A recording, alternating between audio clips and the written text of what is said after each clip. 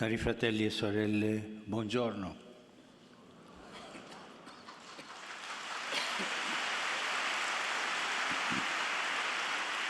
Nel processo del discernimento è importante rimanere attenti anche alla fase che immediatamente segue la decisione presa.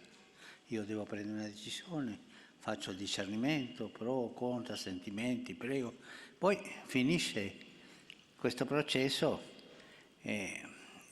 prendo la decisione e poi viene questa parte che dobbiamo essere attenti e vedere i segni che la confermano oppure quelli che la smentiscono, perché nella vita ci sono decisioni che non sono buone e sono segni che la smentiscono, invece le buone la confermano. Abbiamo visto infatti come il tempo sia un criterio fondamentale per riconoscere la voce di Dio in mezzo a tante altre voci.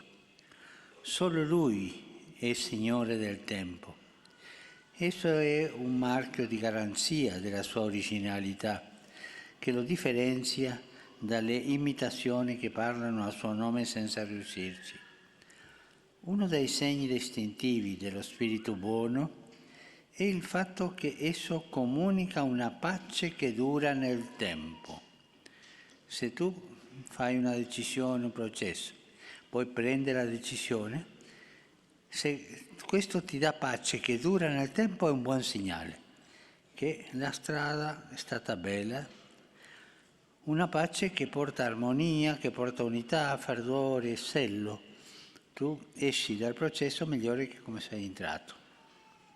Per esempio, se prendo la decisione di dedicare mezz'ora in più alla preghiera e poi mi accorgo che vivo meglio gli altri momenti della giornata, sono più sereno, meno ansioso, svolgo con più cura il gusto del lavoro, anche le relazioni con alcune persone difficili diventano più agevoli, questi sono tutti segni importanti che vanno in favore della bontà della decisione presa.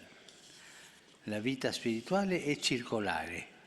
La bontà di una scelta è di giovamento a tutti gli ambiti della nostra vita, perché è partecipazione alla creatività di Dio.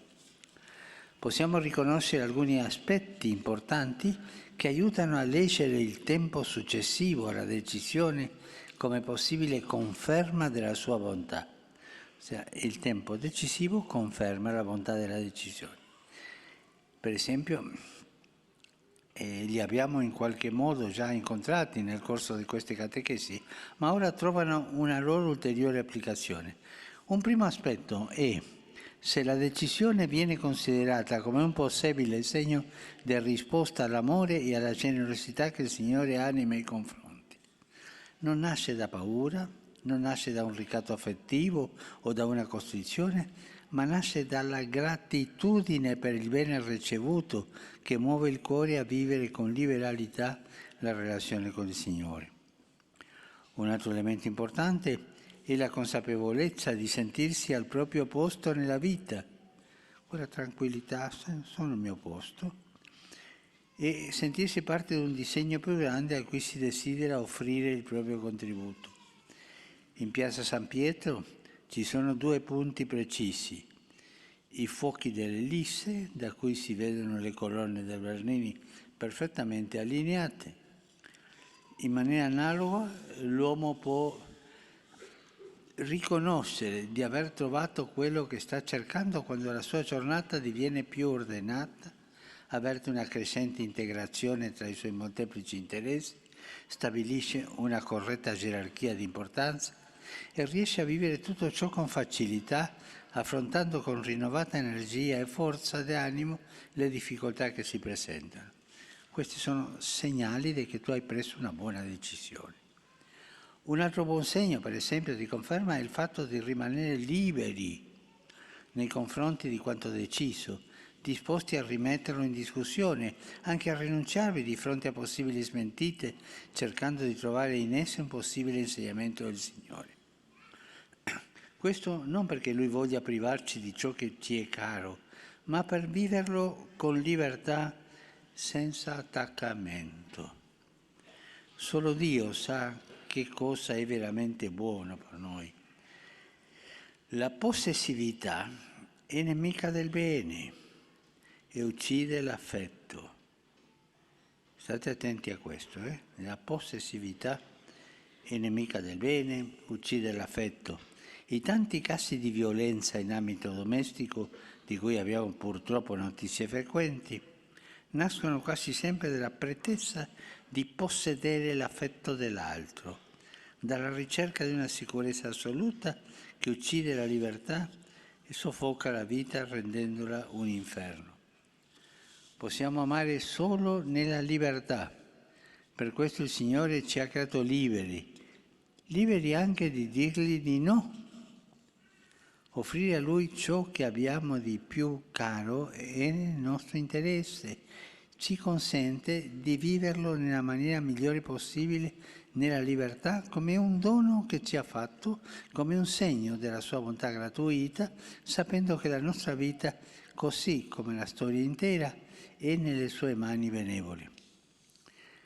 È quello che la Bibbia chiama il timore di Dio, cioè il rispetto di Dio. Non che Dio mi spaventi, no, un rispetto, una condizione indispensabile per accogliere il dono della sapienza. È il timore che scaccia ogni altro timore, perché è orientato a colui che è Signore di tutte le cose. Di fronte a Lui nulla può inquietarci. E l'esperienza stupita di San Paolo, così diceva Paolo, ho imparato ad essere povero, ho imparato ad essere ricco, sono iniziato a tutto, in ogni maniera, alla sazietà e alla fame, all'abbondanza e all'indigenza. Tutto posso in colui che mi dà forza. Questo è l'uomo libero. L'uomo libero del Signore, che quando vengono le cose buone, benedette siano, quando vengono le cose non tan buone, benedette siano, e andiamo avanti. Riconoscere questo è fondamentale per una buona decisione e rassicura su ciò che non possiamo controllare o prevedere, la salute, il futuro, le persone care, i nostri progetti. Ciò che conta è che la nostra fiducia sia riposta nel Signore dell'universo, che ci ama immensamente e sa che possiamo costruire con Lui qualcosa di stupendo, qualcosa di eterno. Le vite dei santi ce lo mostrano nella maniera più bella. Andiamo avanti, sempre cercando di fare delle decisioni così, in preghiera, sentendo cosa succede nel nostro cuore e andare avanti lentamente. Coraggio.